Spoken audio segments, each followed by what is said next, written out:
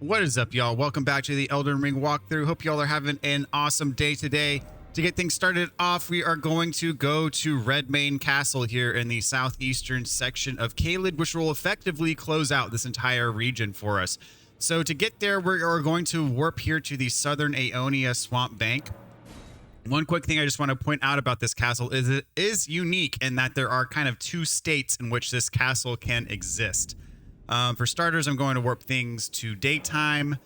And so what I mean by that is that there's kind of the normal state of the castle where there are enemies walking about and you would just explore the area like you would explore a normal area in this game, like we've explored pretty much most every other area of this game. And then there's also the festival state of the castle, which the main difference there is that most of the enemies are gone in the festival state. Some of the areas of the castle are blocked off to exploration. And the festival state is actually the state of the castle with which you will fight the boss of the castle and consequently the final boss of Caelid, with which we will get our next great rune. Just quick equipment check real quick. Let's see, throw this on. I believe I had the jump attack talisman. Here we go. This is the equipment I had on to fight the bell bearings in the last episode, so I'm just getting back to my normal gear. And I'm going to mark off some spots on our map. I think there's an enemy here that I'm going to fight, and then there's like a Ash of War over here, and then the Side of Grace right around here. So that is where we're headed. So as I said, you fight the boss in the festival state. So what triggers the festival state is one of two things that I'm aware of, at least one of which is you can trigger the Rune side quest, which we have done. The other way is to explore in the northern area of the map known as the Altus Plateau, which we have also done. So we have done both. However, in order to trigger the festival, I think you only need to do either or. We just so happen to have done both already. So anyway, the thing is once you kill the boss, the shard bearer boss, Radahn, the castle will revert back into the normal state, with which there is another mini boss that you can fight in the normal state, which actually results in obtaining one of the legendary armaments needed for the platinum trophy. So we will definitely be doing that, no doubt. We're going to be exploring the castle in both states. So the reason why I wanted to point this out is because some of you who may not have been following this walkthrough to a T might get here and it might appear slightly different than what I'm seeing, because you might be exploring this castle in the normal state instead of in the festival state. So I just want to point that out, and just in case things are going a little bit differently for you than they are for me. My assumption is that the majority of you who have been following this walkthrough are going to be in the festival state, because you will have started Ronnie's quest line and you will have explored in the northern areas of the map already. So we got a little lore note here. The Star Scourge conflict, Radahn alone holds Celia secure and stands tall to shatter the stars. So Radahn is the boss we're going to be fighting, the shard bearer boss. He is currently in control of the stars, and we'll be taking him out, which many NPCs have made mention of Radahn so far, including Celia, Ronnie, I believe has, or part of Ronnie's quest has. We've talked to Blythe, the Wolfman, etc. So let's see, up this tower is going to be a talisman. So as I kind of mentioned earlier, if you are exploring the castle in the festival state, some of the areas are going to be blocked off. So we are going to explore as much as we can in the festival state, but then as I said, we're going to have to loop back around in the normal state after killing the boss so we can get the rest of the loot, and so we can kill the mini boss that gives us our legendary armament. So you are not missing out on anything any which way you approach this area, whether it's the normal state the first time you explore or the festival state. You can still get everything in both cases. So no need to worry about any of that. But just wanted to point that out to those of you who might have just recently started following the walkthrough at different points in your own game. I just want to be clear about what might be happening if things are going differently for you than they are for me. So we got the arrow sting talisman that will increase the damage output of both arrows and bolts, I believe. So we're just going to hop on down. We should not take damage, or if we do, it'll be minimal damage. We got some soldiers here that are fighting off these dogs, poor things. So if you are in the normal state, this gate I do not think will be active. This gate will transport you to the interior of the castle immediately. And I think if you're in the normal state of the castle, that gate will not be active. And there's another one over here. We are actually going to take the normal approach to the castle, because if you don't, there's going to be some loot that we miss out on and an Ash of War that we miss out on. So I will be taking the same approach that you'd have to take if the castle were in its normal state. So I will not be taking the quick warp. Although you could if you wanted to. I mean, you're not going to miss out on anything super important, but I do want to grab everything that I can grab, so that will involve taking the long way around. Now, if your castle is in the normal state, you will be getting attacked right now. There will be enemies firing projectiles at you. There will be enemies trying to get you on foot. You will be attacked right now. So that's the first tell, aside from those warp gates being active, that you are in the normal state, not the festival state. So the normal state will have more enemies than the festival state does. So let's see here. Gonna drop down here, and there should be another smithing stone for us. So the only way to get up this tower is by doing what we just did. We jumped over from that cliff because there is no ladder from the ground level that takes you up.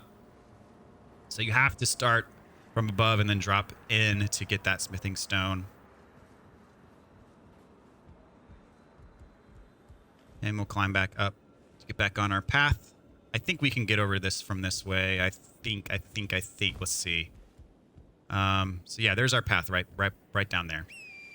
Well, my horse isn't coming out. I think we can make this jump on foot. I'm gonna check to see, can I jump from this corner and still make it? Yeah, pretty sure. Okay. Get a running start and then jump on over. I don't know why it won't let me call my horse on that little platform, but it's all good. All right, so jump over this way. And this is, again, the way you would normally have to enter the castle if the festival had not already been triggered, if you couldn't just warp inside. Bunch of bats on the way up. And there's going to be one of the tougher singing bats up top that drops the Rune 9 that we're going to get. And there's also an Ash of War up here as well. Make sure you don't fall down. There's our Ash of War. And here is our singing bat, who's not currently singing, but it's all good. She will still drop a Rune 9. There we go. And this is a smoldering butterfly. Yeah. Got a couple of regular bats crashing the party here. Okay, so up those stairs is a locked door that we can't go through yet. We will unlock it in just a minute, kind of as a little shortcut. Not much of one, but it is a shortcut nonetheless. So for starters, we're going to have to climb this ladder, if you didn't already warp in.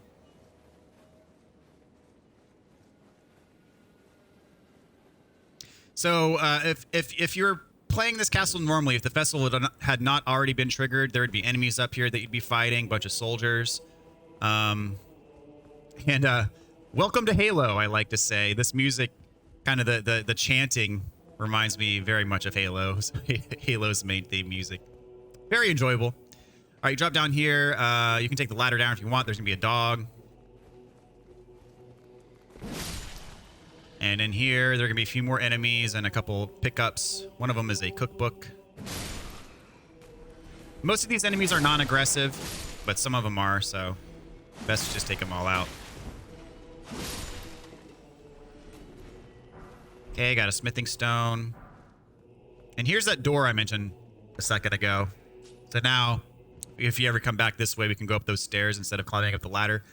Doesn't save a ton of time, but whatever. We'll take it. It's there. Armorer's Cookbook 5. So we are about to see our first difference. Well, other than the enemies, we're going to see, or the lack thereof, we're going to see our first difference between the normal state and the festival state of the castle. In the normal state, this door would be open. Right now, it is shut.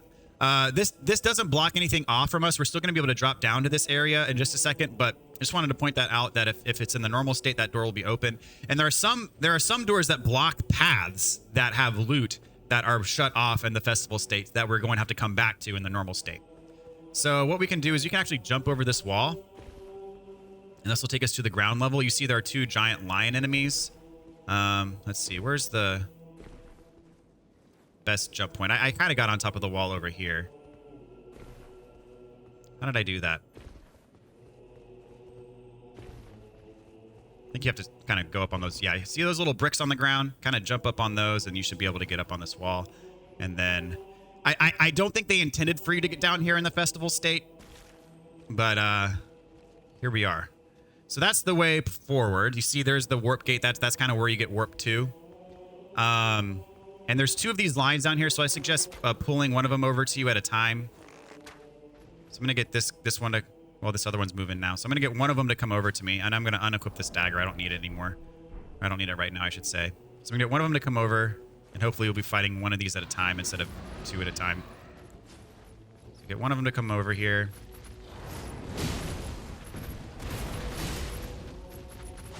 And again, I think, you know, the developers probably expect you to come to this area earlier than we are.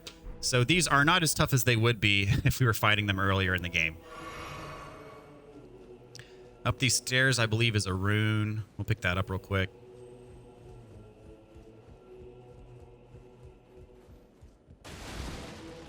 Here we go.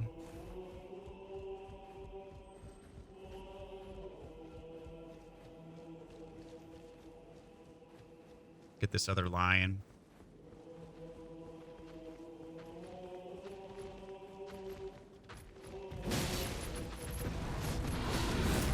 And they are pretty evasive, so your attacks have to be kind of quick. We fought several of these before, though. It's not our first rodeo with these things. Here we go. They still do hit hard, though. All right, get the smithing stones. And I believe there is the shimmering you hear is a crimson flask scarab over here. There we go.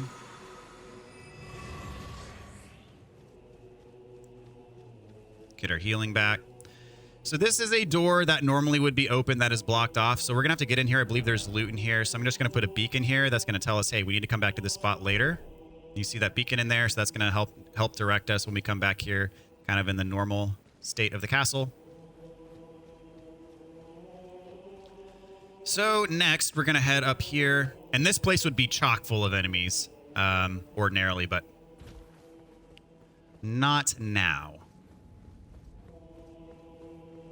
Going to turn back this way. This is another door that is blocked that normally would be open. So we're going to put a marker for in here. So remember to come back later. You see your marker there. And straight ahead, that's where we want. That's kind of the progression area. We are again going to be coming back later.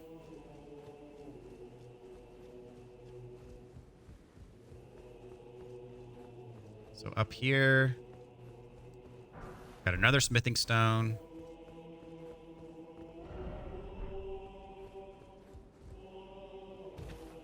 And this is the third block door that would normally be open. And in a normal state, there'd be an abductor right here that I would just suggest running right past. Okay, pick that up. Or put a beacon down in there because that's another locked door. So you should have, if you're doing the same thing I'm doing, you should have 3 beacons. These are all places we're going to hit up when we get back to kind of the normal castle.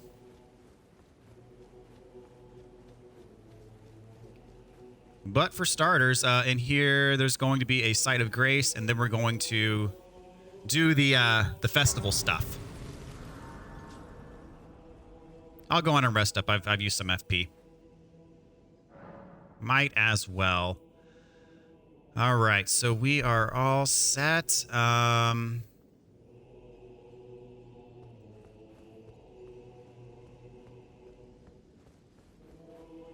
in here, we're going to see some familiar faces and some new ones, too.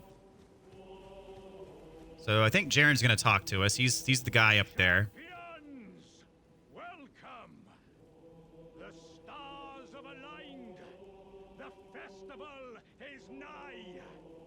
General Radahn, mightiest demigod of the Shattering, awaits you. Champions, prepare for battle. Defeat the general, claim glory, and grab that great rune. A celebration of war. The Radahn Festival. Okay.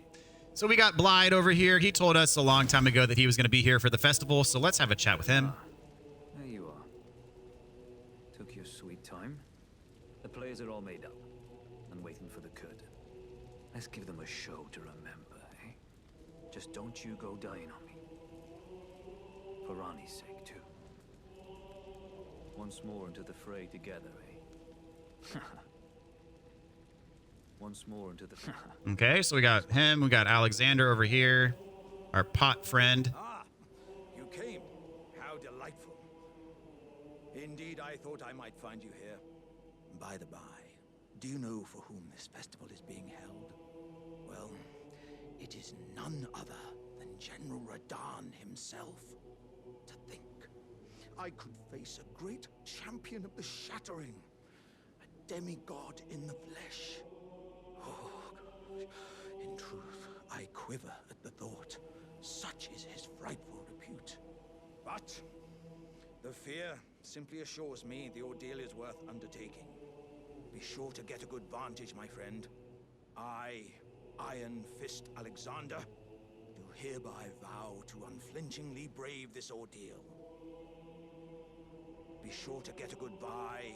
Okay, then there's some other NPCs here that are kind of here in spirit form that you can't really talk to, but they will play a role in just a little bit. And if you are here in the normal state, this is actually where the mini-boss fight takes place, right in this area right here.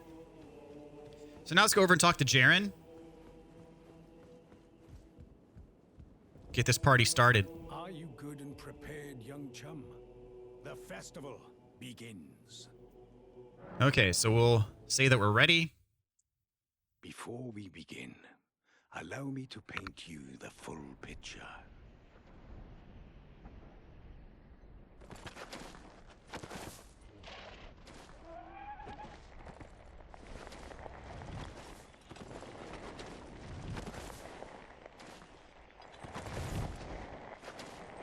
General Radahn is cursed ever to wander.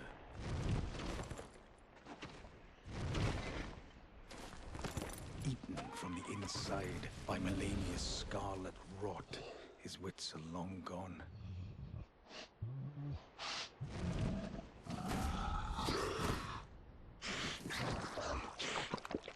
Now he gathers the corpses of former friends and foes alike, gorging on them like a dog.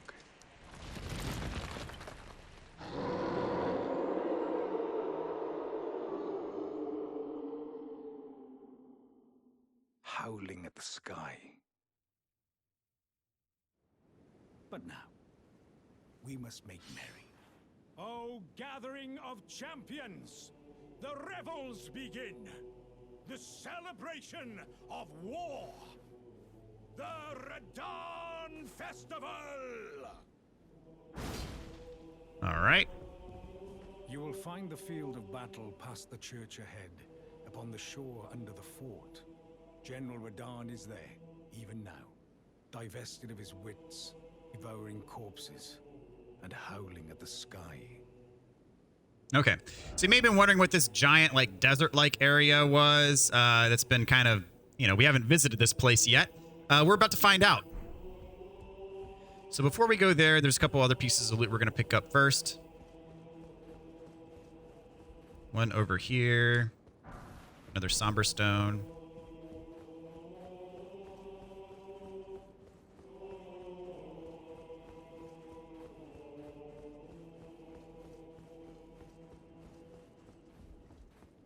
Then there's one back here.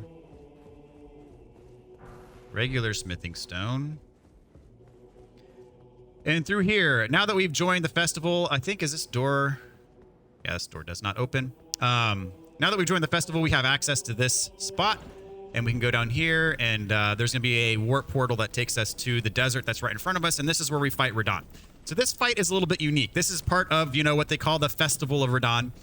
So I'm not normally keen on summoning NPCs into fights, but this is very much what I would call a central part of this fight. You could definitely solo Radahn if you want, but I just think it's cool to summon the various NPCs that have come here to be part of this festival to take on Radahn and allow them to be part of this fight, which I think, you know, is part of the lore. It's very intended as a mechanic in this fight, so I'm going to take advantage of it. Once you warp here, Radahn is going to be shooting at you with gravity arrows, so travel perpendicular to him. Otherwise, he's going to beam you with those arrows. I'm actually going to pop a rune arc here. This fight's going to seem comparatively easy once you get going. It is a little bit tricky to get going because, as I said, he is very accurate with those gravity-based arrows. You have to be traveling on your horse pretty quickly for them to not hit you. And the first thing you're going to want to do is you're going to see some summon signs in front of you, and you're going to want to summon some of those NPCs to get them going for you to distract Radahn from you, and then you're going to be able to go in and take him on. He's going to seem relatively weak because we have defeated some other bosses before him. And that's just the nature of it. If we had beat Radahn first, he'd be a lot harder. And then when we go up to the Altus Plateau, if you did that later, then the bosses up here would seem much easier. We just did this first and then came down to Caelid. And so this is going to seem easier. But again, it really just depends on what order you decide to do things in. So anyway, let's get started. As I said, immediately summon your horse and then start running around and then bringing in these NPCs to the battle. So you see there's summon signs right in front of us, and you see Radahn. He's shooting these gravity-based arrows at us. You want to be traveling perpendicular to him so these arrows don't hit you. If you charge right at him, these arrows are going to hit you. So just mash triangle. Well, that I just did get hit by one. So just when you're going over these summon signs, just mash triangle, and you'll be bringing folks into the battle here. And they will be able to join the festival. So we got Alexander. This is another one of Radahn's attacks, and eventually these NPCs are going to make their way over there, and then they're going to distract him to the point to where Radahn is not firing these arrows directly at me. So we got Blide in here, we got Patches, and as I get closer, I'm just going to heal up. I'm going to get off horseback, and I'm going to fight him like normal. So he has 2 phases. We're strong enough that we could probably one cycle him. But I'm not going to one cycle him just because I want to show you his second phase as well. So Patches returns to his world. He's like, screw this. I'm not involving myself in this. So Radahn is a master of gravity magic. You'll notice he's riding on this tiny horse under him that's like moving him around. And Radahn is like this giant towering force hulk of a man. And he's riding on this tiny little horse.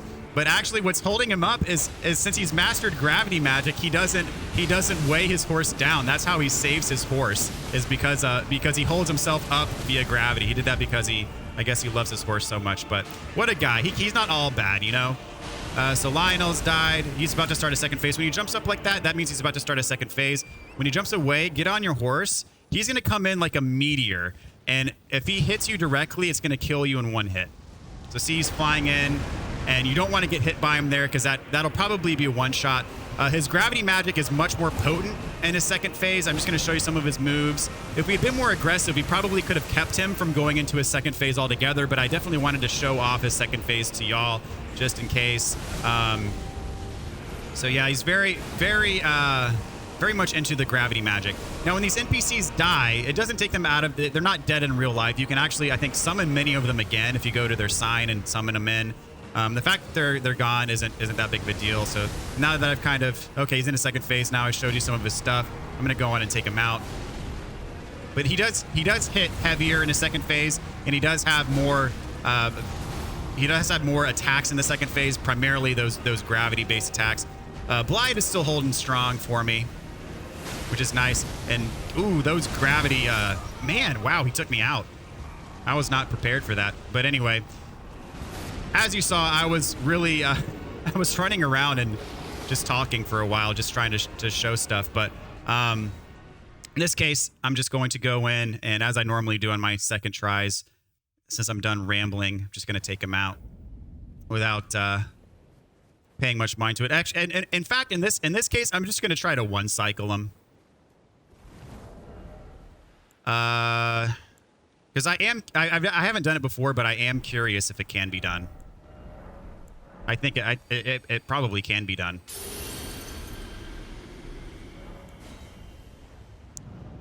So I am still going to summon folks at the beginning.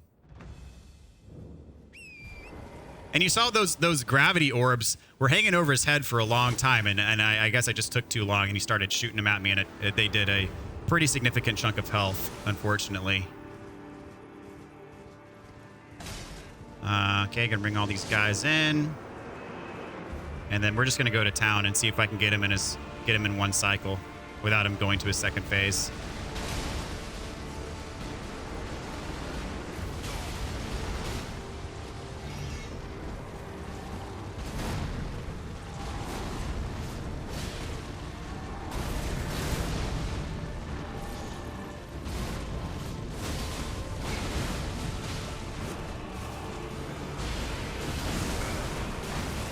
And if not, I will be beating him very early in his second phase. I'm not going to give him a chance to do much to me.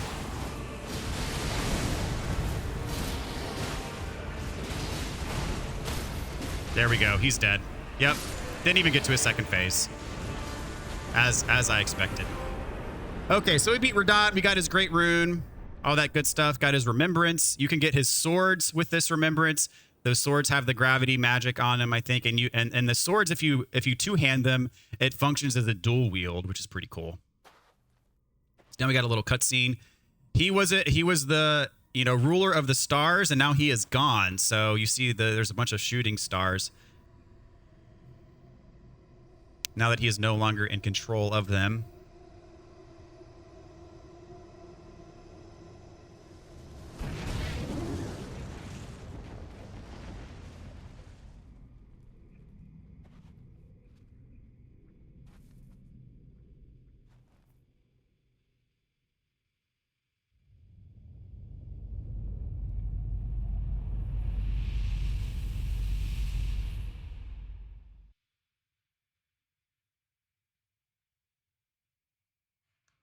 And one of those shooting stars happened to hit right over here, which creates a giant crater in the world and will take us to a new underground area. That's actually how we're going to progress in Ranni's side quest.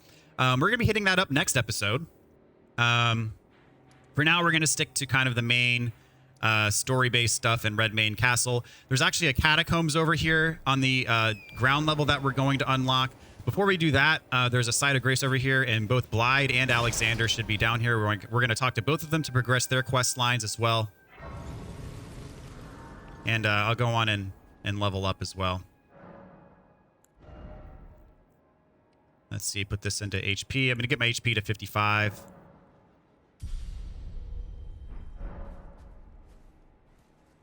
Ah, good. I was waiting for you. What a sick way to fight, eh? The glory of the clash is shared by Radahn and you. And did you see that afterwards? A falling star right before our eyes. I can't fathom how Radahn was holding back something of that scale. He was a living legend if ever I saw one. And the path has now been cleared. To Nokran, where Ranni's fate will be decided. Let's meet where the falling star bit the earth. We'll take up our swords once more. For Mistress Ranni. This will warp you back. We don't need to take this. We're going to talk to Alexander. You need to talk to Alexander here to further his quest line as well. Ah, hello there. It was a battle marvelously fought. You are well and truly a champion, friend. I, on the other hand, am nothing but a crock. One hit was all it took to crack me, and for my insides to come spilling out. After that, I hid like a coward. And as such, I can hardly stand to face one such as you.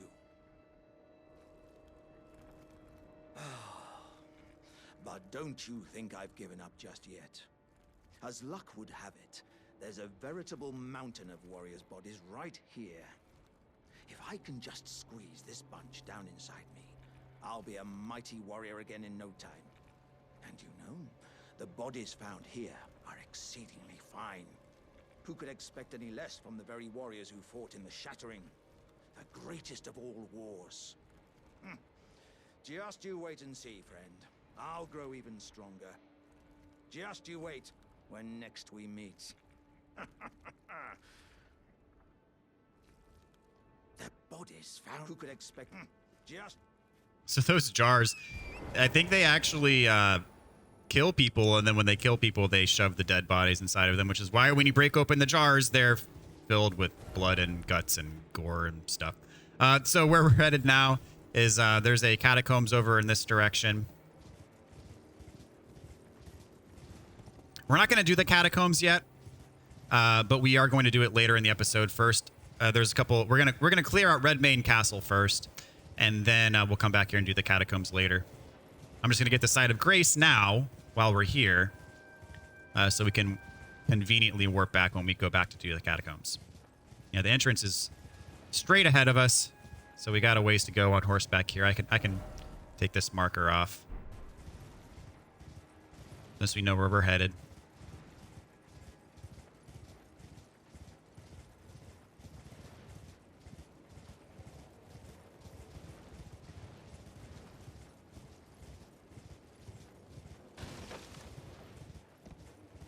So once we get this side of Grace, the first thing that we're going to do is we're actually going to go to the Divine Tower of Caelid, and we're going to activate our Great Rune that we got from killing Radahn.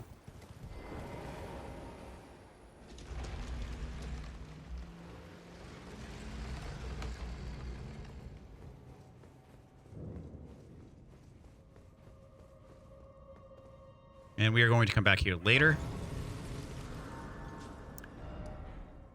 Let's see, we can't teleport because we're technically inside the catacombs right now. Actually, I want to warp it to, well, we can do that when we get to the tower. We're going to make it daytime again. All right, so we're going to go here to the Divine Tower of Caelid. And let's power up our Great Rune. This will be number 5 for us, I believe. Past the time till morning.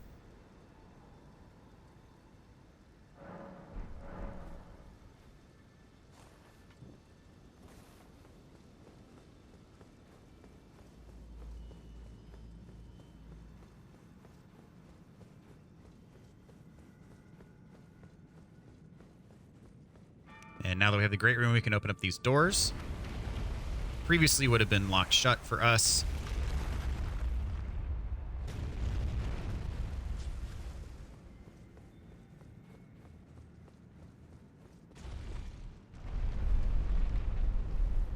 So let's check our Great Runes real quick. This will be number 5. So we got Godric's, Rykard's, Morgott's, and Great Rune of the Unborn, which we got from killing Renala and the Ray Lucari Academy. This is the one that allows us to respec.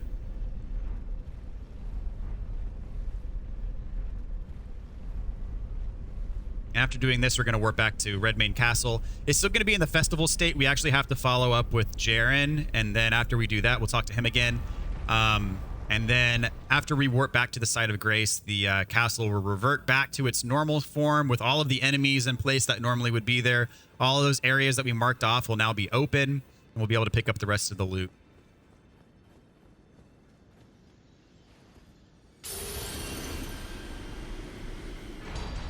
All right, Radahn's Great Rune unlocked.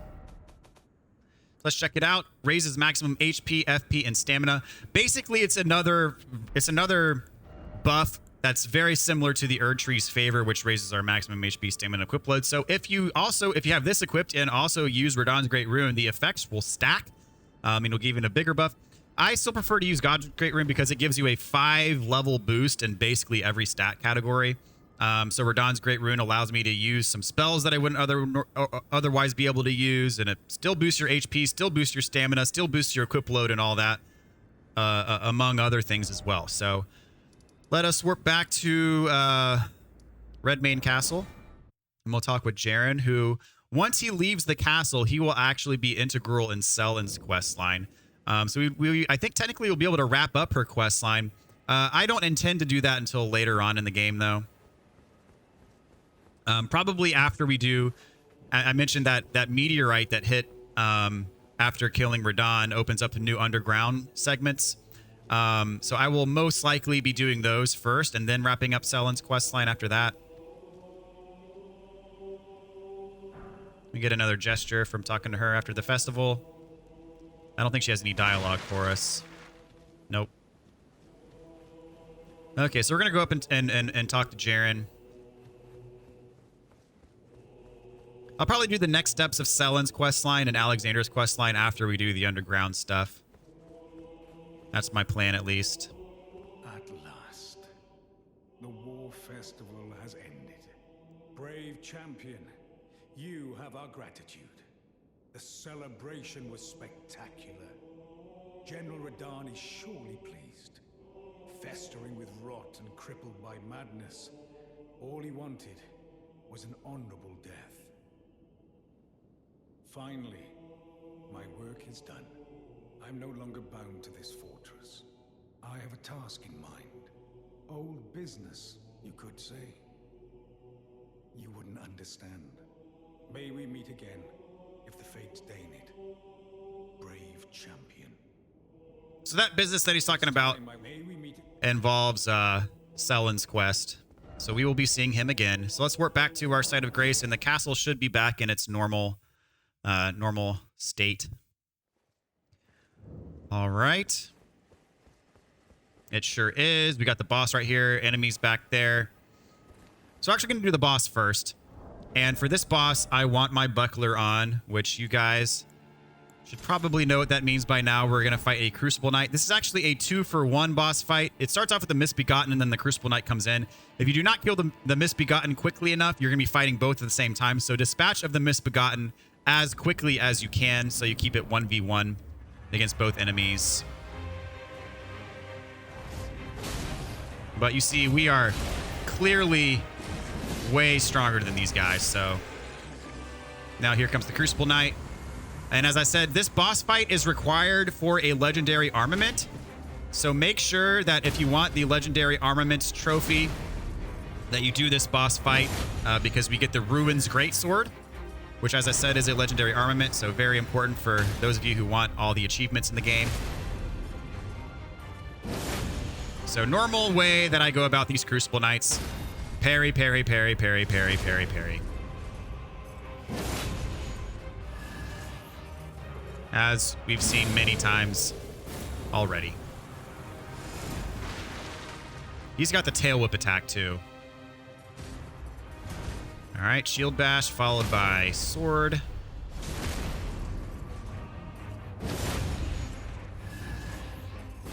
There's the tail whip. Come on, buddy.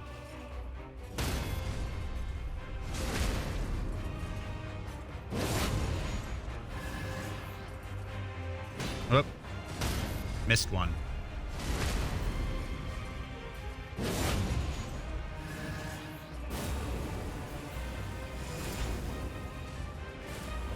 One, two.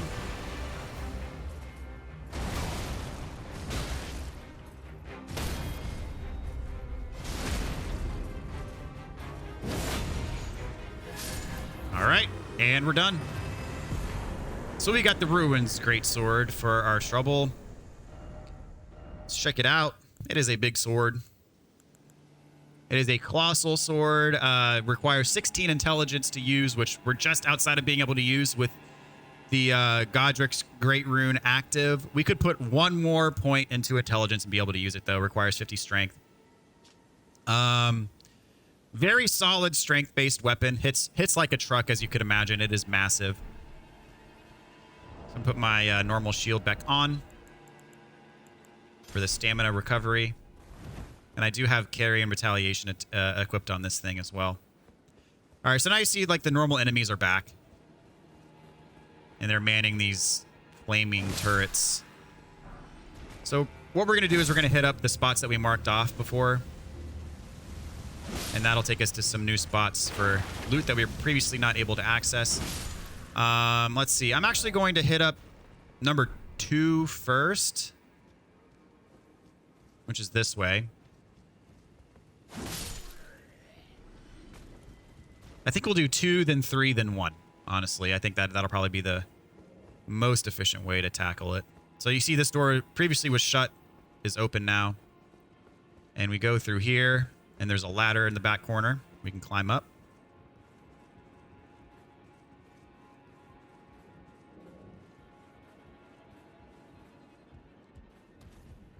And there's a pumpkin head up here.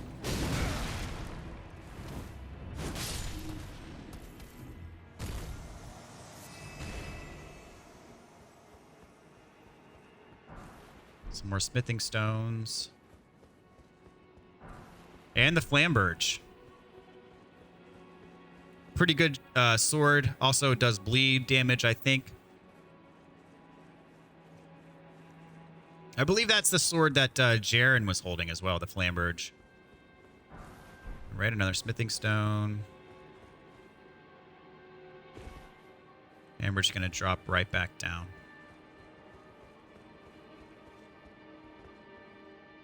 Gonna drop on this tent. Okay. So next we're going to hit up door number 3, which is going to be around this way.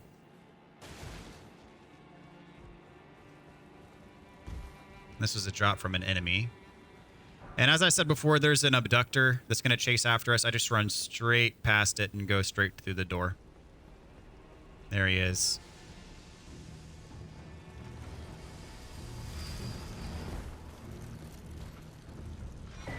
All right, got the red hot wet blade. This allows you to, I believe, put fire affinities on your weapons that you have Ashes of War equipped to. There is going to be some enemies up here. That's just a drop down to where we were before.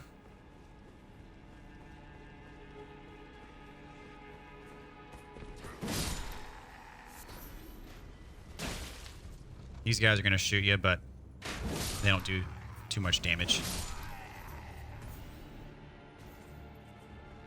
You drop anything for me? Nope. Nothing back here. I don't think there's anything over here either, but double check. Break all the things.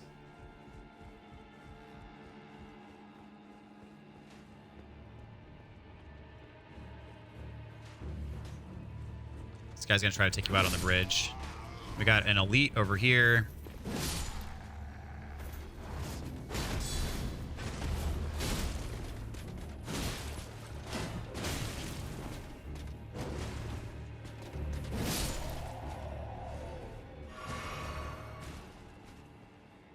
And in here we have a smithing stone 6.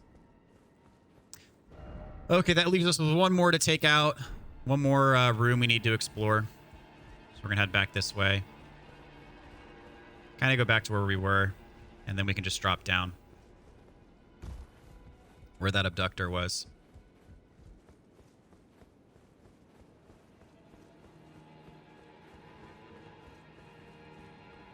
So drop down here. Don't let him get you. That's the Crimson Scarab respawned. I think he's over right ahead of us. And this was the door that was previously shut to us. Get the Armorer's Cookbook 4. Okay, so that is it for Redmane Castle. So kind of showed you both ways of going in it, with the festival being activated, and then also with the normal enemy placement and whatnot, and ability to go through all the doors that were previously locked during the festival. And that spot where we fought the boss, I did not unlock. There's a site of grace in there now that we killed the boss. I did not unlock that site of grace. I want to unlock that site of grace real quick before we warp out of here. Already killed all these enemies. And then next we're going to do the Catacombs, and that's going to close out this episode. Now this Catacombs is the enemies are tough. But it's an interesting place because there's currently like a war going on there, and most of the enemies in there are like spirited. They're like spirited enemies. They're not actually physically there, but the spirit enemies they're still hard to kill. They still hit really hard too. I don't think we have enough for a level, so I'll hold off on that until after the Catacombs. So here's where we fought Radahn. We already unlocked the site of grace for the War Dead Catacombs, so that's where we're headed next. And this is another Scarlet Rot swamp area. So I do have my Great Rune active, so I'll be able to use Flame Cleanse Me if I need to, which I probably will need to, in all likelihood. So in here, there are folks who are going to be warring against each other. No need for us to really and truly get involved. We're just going to run and grab some stuff real quick. Then we're going to drop down below. There's going to be more stuff for us below. Jump back over here, and there's going to be this, and then there's going to be this, and then we'll just drop right down into this swamp. There's going to be a treasure chest down here. Just let them fight each other. You might take a hit or two, but that's fine. Get away from me. I'm definitely going to get Scarlet Rotted, but that's fine. We'll clear it up. We'll clear it right up. If it happens again, we'll clear it up again. No worries. There might be one more glovewort thing down here. I can't remember. But we just got rotted again. And so to get back up, there's a yeah, that we got everything, I think. There's a staircase that we can just take. And yes, we didn't get rotted again, so free and clear for the time being. All right, so where we want to go next is up here. There's going to be a guy trying to snipe us with... Nope, other side. There's going to be a guy trying to snipe us with gravity arrows. So watch out for that. So he's going to shoot. And then just roll right when he shoots, and you should dodge it. And there's another one right here. Roll right when he shoots, and you should dodge it. And then over here, I'm going to fight this guy over here. So I'm not in range of the archer as well. So right when he shoots, run in and attack. He's going to be shooting regular arrows. Oh, still really hurt. Oh, gosh. That was close. Smacked him, though. Yeah, you see, these guys have a pretty insane amount of HP. Nice move, though. And they can teleport because they're technically not physically here.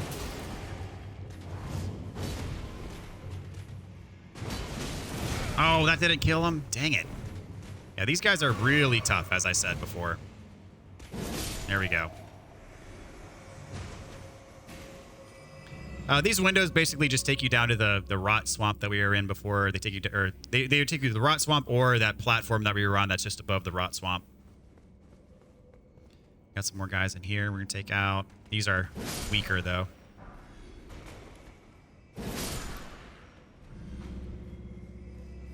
All right. Good, good, good.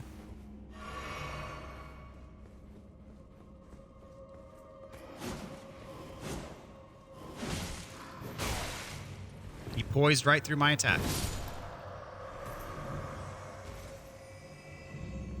And back there's another archer guy, but before that, you get an ambush. This archer guy is one of the really tough archer guys. But this is a dead end. That's actually where we need to go, is through that window, but in the dead end, there's some loot we're going to pick up.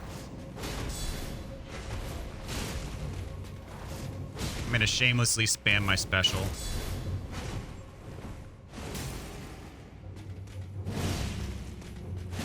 Should get a stun on him eventually. There we go.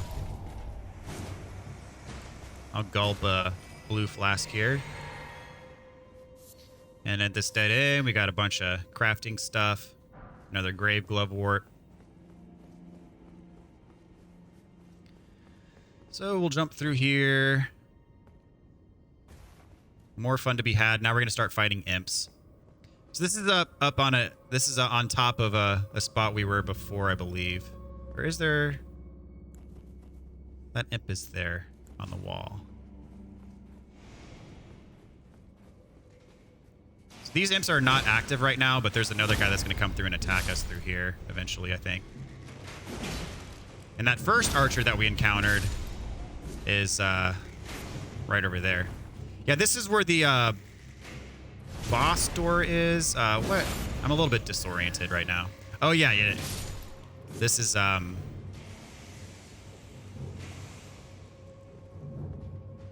might be where the boss door is. I can't remember.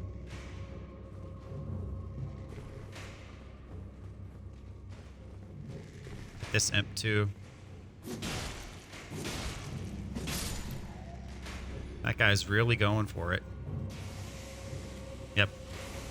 Got a clean Rot Knight in here. I'm straight up going to spam him with my special. No shame.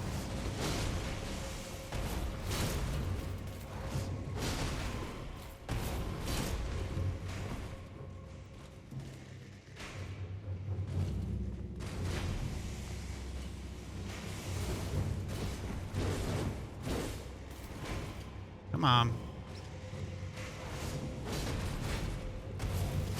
There we go. And in here, we got the Radahn Soldier Ashes. That guy's still going for it, man. So wait for him to fire an arrow, then jump in.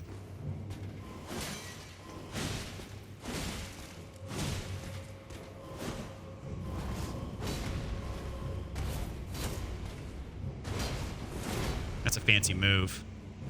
But it just got you backstabbed.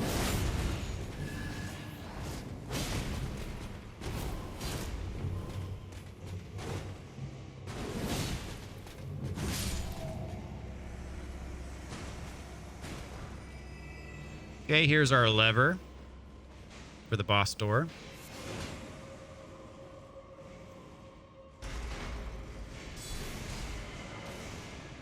And just because my memory is failing me right now, I'm going to drop down here, and I'm pretty sure this is the way to the boss door.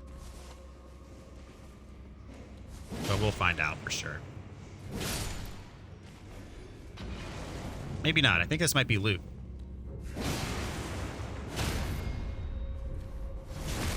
Yeah, it's loot. We got the imps. Got a ghost glovewort 4. Yeah, this is a loot path. Oh yeah, this is the bottom. Okay, yeah, this is from the bottom of the swamp. I just missed it before. So we're not gonna stay here for long. We're just going to go up the stairs on the other side. And I'm actually going to rest at the site of grace. We're a little bit weak right now. I've used my blue flask. I'm out of FP, so I'm going to rest up. And then we're going to fight the boss, which is a tree spirit, I think. The ones that give you the gold seeds when you kill them. Pretty sure the site of grace is this way.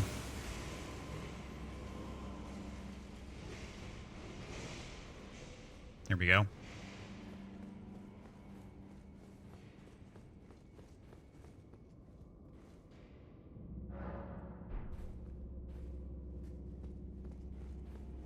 And we're going to ignore the people fighting. We're just going to run straight to the boss.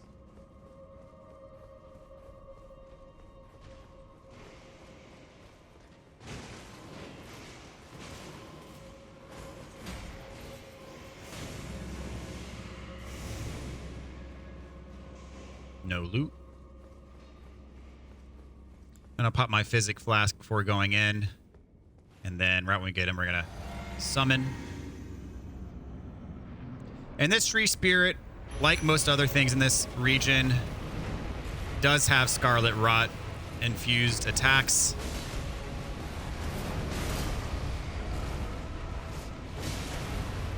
So the AoE explosion these things normally do.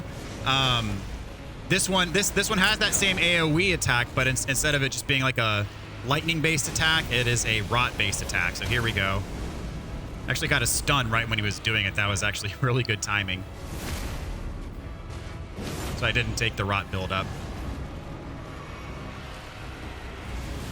But here he goes again. That time I did take the rot build up, but it's fine.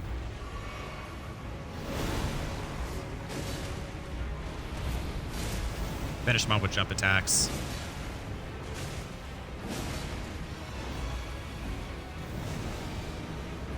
Heavy. Nope, missed it.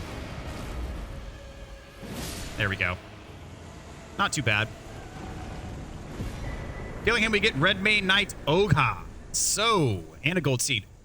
So, for killing the mini boss in Redmane Castle, we got a legendary armament. For killing this boss, we got a legendary spirit summon, which is also required for a trophy. So if you're going for all the trophies, you're going to have to do this place, get that spirit summon. I'm going to show him off real quick.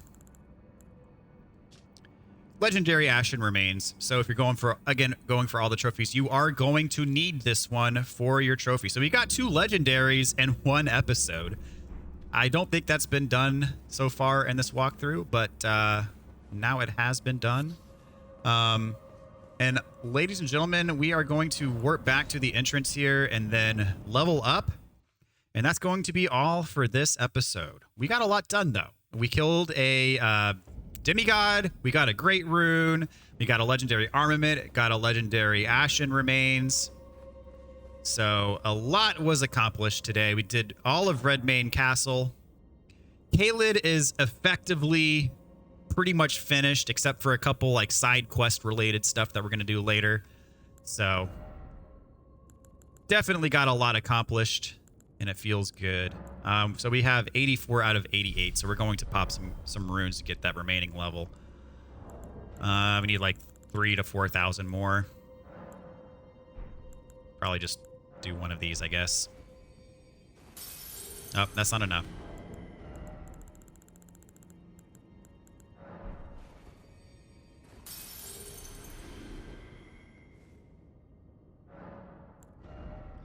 All right, so we are at 55 HP with Radagon's Source Seal equipped. That puts us effectively up to 60. So I'm going to stop leveling up Vigor for now. I'll probably take myself up to at least 40 dex. Maybe higher. And that's the thing with the quality build is you want to zone in on which weapons you want to use, and then you can tailor your strength and dex to that. Ultimately, we're going to have 40 dex and 40 strength, which is an even split, which is kind of what you go for in a quality build. But then if you see a weapon that's like, oh, you need 50 dex for that weapon, or you need 60 or whatever, or strength, then you can start allocating more points to that. So it allows for a very high degree of flexibility, which is why I'm using this build for this walkthrough, because it'll allow you to use a large number of weapons in this game. And offer you that same flexibility. So anyway, with that being said, that's it for this time. Thank you guys so much for watching. Hope you guys enjoyed it, and I'll catch you next time. So stay tuned, and if you haven't already, subscribe, like, comment, all that good stuff, and we'll see you later.